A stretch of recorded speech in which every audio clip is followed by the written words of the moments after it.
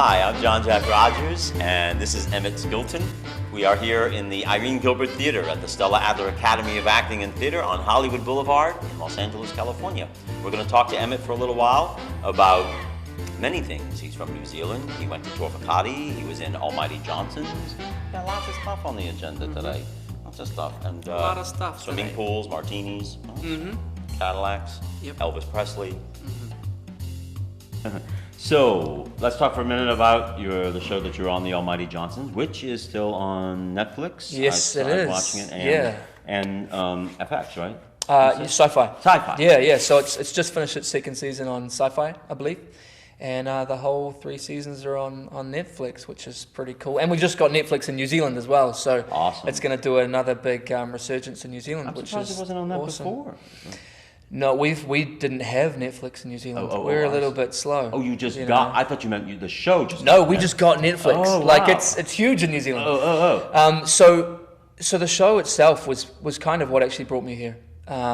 Being sold to Sci-Fi as well as other science fiction channels around the world meant that I had to do promotion here last year. Oh. So I came here, fell in love with the place, and didn't want to leave. Awesome. So of course I did the visa thing, worked out how I could stay, and got an agent and a manager, and Of course you did. of course I heard about the school called Stella Adler. The Stella Academy.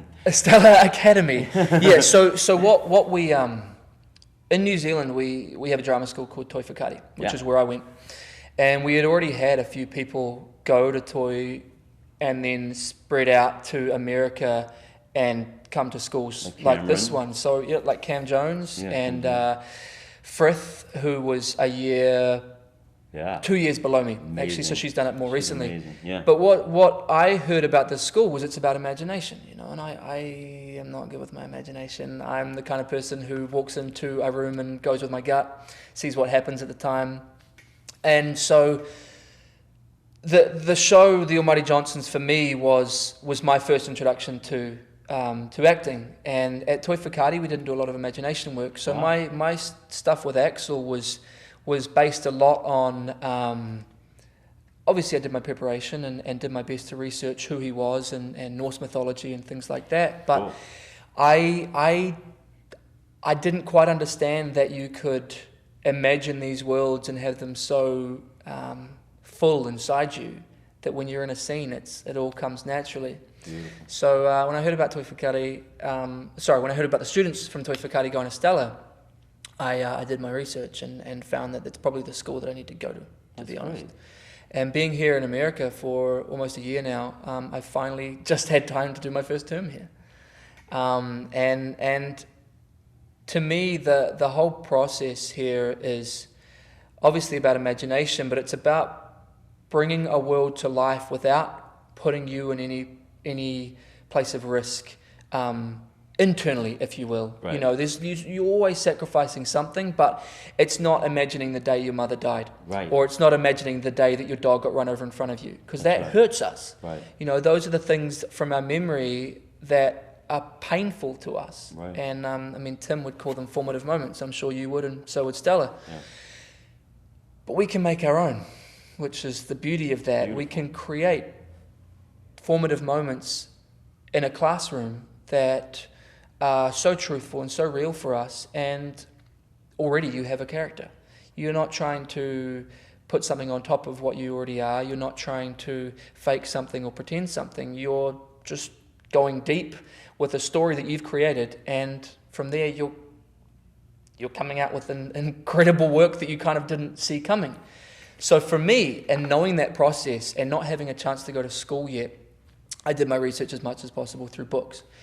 And the beautiful thing was I had the opportunity to work with Stan Harrington, who's an employee here and also an ex-student. Very good buddy. I don't know what you call it, old boy? Family here. Yeah. So working on a film called Bella with him was my first chance to not only see how he worked and incorporated Stella's work, but how I could also kind of bring that to life. Right. And it worked for me.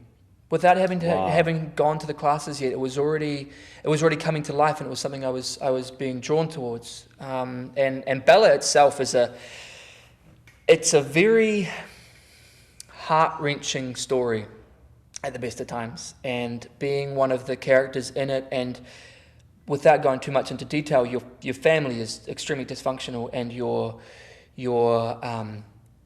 world is so imperfect, and it has been for such a long time.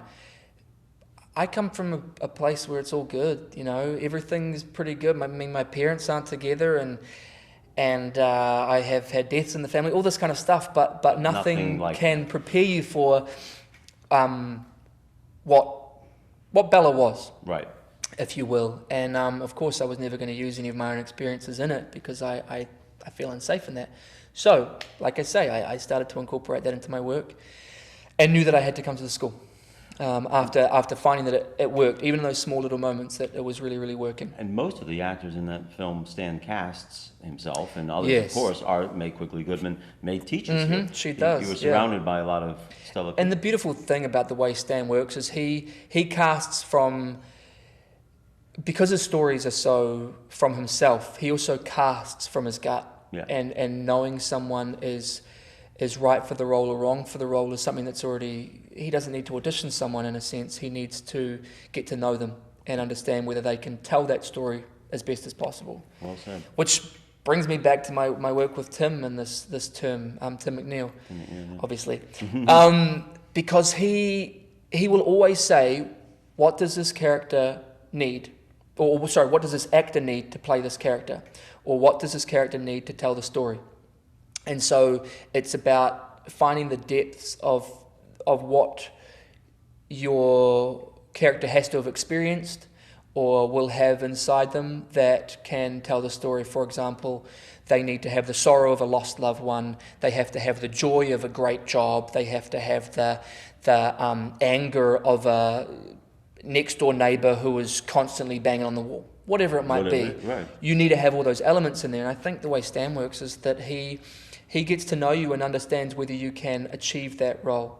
And in rehearsals and in developing the script, he'll even work with you to build these characters. And that's why, Bella was my first feature film, my first actual work here in the States. Mm-hmm. And it was such a gift to be surrounded by someone who I guess it's stellar. Can you talk a little bit about being on a television set?